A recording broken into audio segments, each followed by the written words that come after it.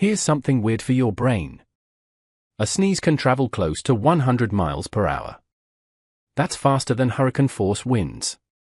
When you sneeze, your body performs a rapid, involuntary reflex.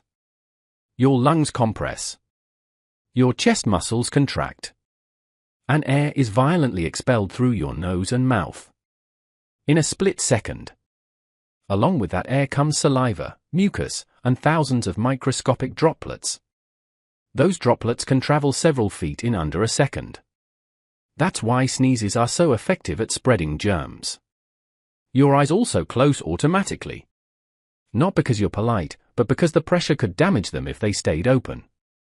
Your body doesn't ask permission. It doesn't warn you. It just launches. A full-force biological eject button designed to clear irritants as fast as possible. And it works. But at a cost. Every sneeze is a tiny explosion of air designed to protect you that can also affect everyone around you. A violent reset disguised as relief. Knowing this, are sneezes impressive feats of biology or absolutely terrifying? Comment impressive or terrifying.